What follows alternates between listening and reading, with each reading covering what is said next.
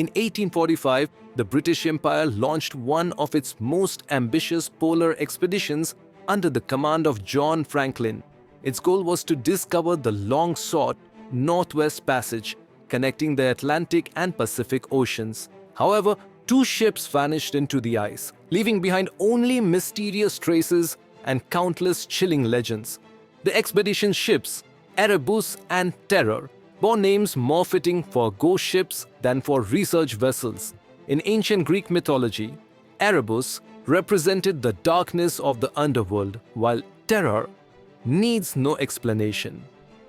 Those names proved eerily prophetic as the ships disappeared into the Arctic abyss, their fate remaining a mystery for many years and fueling terrifying rumors. The quest for the Northwest Passage had been a dream of sailors since the discovery of America. European powers believed that a sea route through the Arctic ice could provide the shortest connection between the Atlantic and the Pacific, offering immense trade advantages. In the 19th century, attempts to find this passage continued relentlessly, and John Franklin was among those daring enough to take on the challenge. Interestingly, the passage was successfully navigated only in the early 20th century by the Norwegian explorer Roald Amundsen, and before that, numerous expeditions ended in disaster and mysterious disappearances. Vice Admiral John Franklin was a determined and brave man, but his reputation was not without controversy. In his youth, he had fought in the Battle of Trafalgar, participated in the Anglo-American War, and later explored the Northern Territories. However, his first overland Arctic expedition ended in catastrophe. Many of his men perished, and Franklin himself was accused of cannibalism. Despite the scandal, he remained committed to conquering the frozen wilderness. In 1845, at the age of 59, Franklin led a new expedition. His ships were equipped with cutting-edge technology, steam engines, desalination systems, and 3-year supply of provisions, including lemon juice to prevent scurvy. It seemed that the mission was meticulously planned. However, fate had other plans.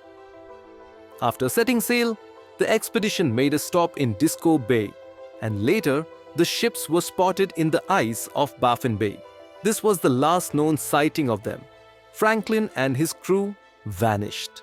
Searches began soon after their disappearance, first by a few ships, then by an entire fleet of 13 vessels.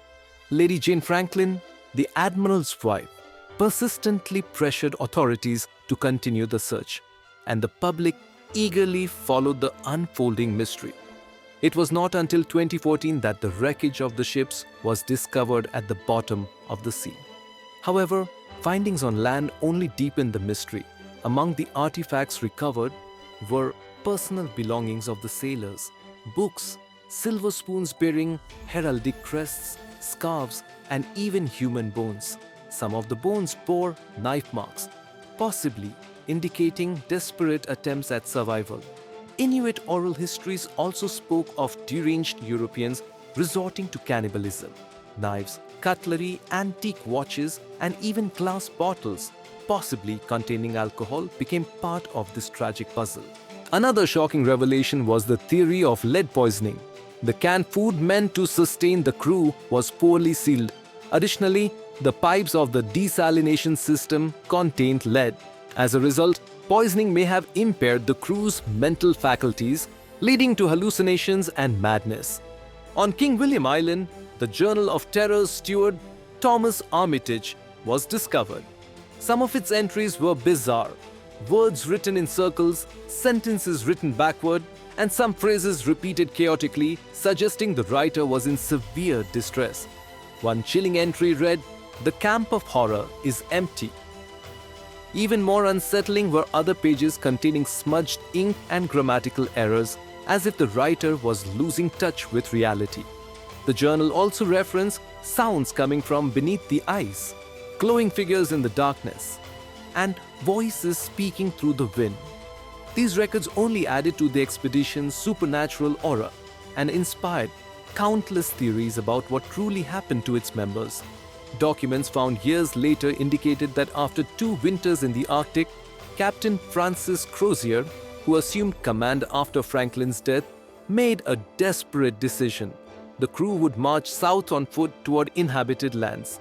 They prepared sleds, but instead of essential supplies, they carried silverware, books, and silk scarves.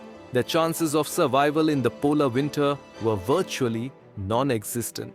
Remarkably, some crew members managed to walk hundreds of kilometers, but the local Inuit avoided the cursed Englishmen. Perhaps they feared them.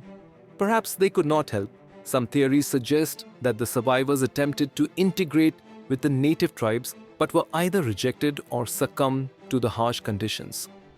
Other discoveries on King William Island raised even more questions. Letters and artifacts left behind by the sailors in their final weeks were unearthed. Among them were tattered clothing with crude patches indicating extreme hardship. Some objects bore unusual markings, possibly left in a final attempt to document their tragic fate. The story of the Franklin expedition remains shrouded in mystery. Were the sailors possessed by spirits, or is the answer simply cold, hunger, and madness? Studies from the 1980s confirm that the crew's bones bore signs of thermal processing, evidence that in their final days, desperate men resorted to extreme measures. Thank you for reading, and see you in the next story.